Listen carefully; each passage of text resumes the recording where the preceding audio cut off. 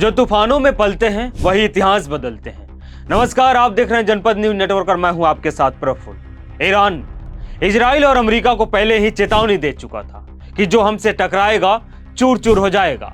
अली खamenei ने पहले ही ट्रंप और नेतन्याहू को ललकार कर बोल दिया था, अगर हमारे वकार पर बात आई तो हजरात हजरात हजरात, हम इजराइल और अमेरिका के इलाकों में इतने बम मारेंगे कि पूरा इलाका धुआं धुआं हो जाएगा।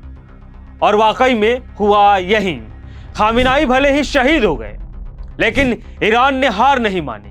अमेरिका और इजराइल के गलियों में हंसी ठहाके नहीं, बम के धमाके गूंज रहे हैं।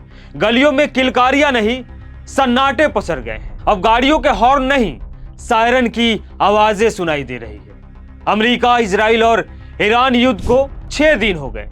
ईरान ने अमेरिका के सुपर पावर को लोअर पावर में बदल दिया। ईरान ने डोनाल्ड ट्रंप की हेकड़ी निकाल दी। ईरान ने इजराइल के तेल अवीव का तेल निकाल दिया। अमेरिका और इजराइल को लगता था ईरान को एक झटके में बर्बाद कर देंगे। ट्रंप और नेतन्याहू को खुद पर बड़ा घमंड था। उन्हें लगता था ईरान बाकी देशों की तरह घुटने टेक देगा, चरण में गिर जाएगा, गिड़गिड़ाने लगेगा। तेहरान अपनी बर्बादी का नजारा देख रहम की दुहाई मांगने लगेगा। चंद घंटों के युद्ध में विजयी भवा का हम गीत गुनगुनाएंगे। लेकिन ईरान ने कहा, खबरदार, तुम शीशा लेकर पत्थर से टकराने चले हो। हम हुसैन को मानने वाले हैं, हमने करबला देखा है। शहादत से हम भागते नहीं बल्कि मौत से आंख मिचोली का खेल खेलते हैं। ईरान ने मानो ऐलान कर दिया, अभी आगाज है, अंजाम बाकी है। ट्रंप और नेतन्याहू मुंगेरी लाल की तरह हसीन सपने देखने लगे। ईरान को फिलिस्तीन या गजा समझ लिया, लेकिन ईरान ने ट्रंप और नेतन्याहू के ख्वाब को चकनाचूर कर दिया। ईरान ने अमेरिका और इजराइल के इस गलतफहमी को बारूद में उड़ा दिया है। ईरान ने ट्रंप और नेतन्याहू को दिन में तारे दिखा दिया, मानो ईरान आंख में आंख डालकर कह रहा है, मेरे दोस्त, पिक्चर अभी बाकी है, थोड़ा इंतजार करो, सब्र करो, अभी तो खेल शुरू हुआ है। ईरान अमेरिका और इजराइल को रेल बना दिया है, साथ ही खाड़ी देशों में बिन बादल बमों की बरसात कर रहा है। ईरान ने Oman, Qatar, Saudi, Dubai, Abu Dhabi, Bahrain के अमेरिकी सैन्य ठिकानों पर कहर बनकर टूट रहा है। होर्मुज यानी जल डमरू मध्य दुनिया के सबसे महत्वपूर्ण समुद्री मार्गों में से एक को बंद कर दिया।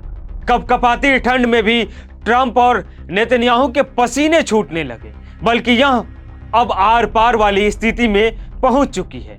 अब ट्रंप भी कहने लगे हैं यह जंग 4-5 हफ्ते तक चल सकती है। वहीं ईरान के रक्षा मंत्रालय का कहना है कि उनके पास दुश्मन का लंबे समय तक मुकाबला करने की क्षमता है। सिर्फ हथियारों का भंडार और उनकी सप्लाई ही युद्ध का नतीजा तय नहीं करता है, बल्कि हौसलों के सामने हथियारें भी कभी कभी कम पड़ जाती है। यूक्रेन लंबे समय से रूस की तुलना में कम हथियारों और कम सैनिकों के बावजूद उससे लड़ाई लड़ रहा है। वही हाल ईरान का भी है।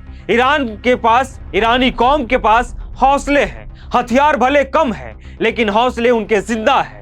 अली खamenei साहब ने अपनी शहादत के समय ईरानियों को हौसला देकर कहा था कि ईरान के सामने घुटने मत टेकना, अपने वकार से समझौता नहीं करना है। और यही बात ईरानियों में है, और ईरानी अब भी हौसलों के साथ अमेरिका और इजराइल के साथ लड़ रहे हैं और बमों की बरसात कर रहे हैं। खैर, इस खबर पे आप क्या सोचते हैं और अधिक जानकारी चाहते हैं, युद्ध से अपडेट चाहते हैं तो हमारे साथ बने रहिए और अपनी टिप्पणी भी हमें दीजिएगा।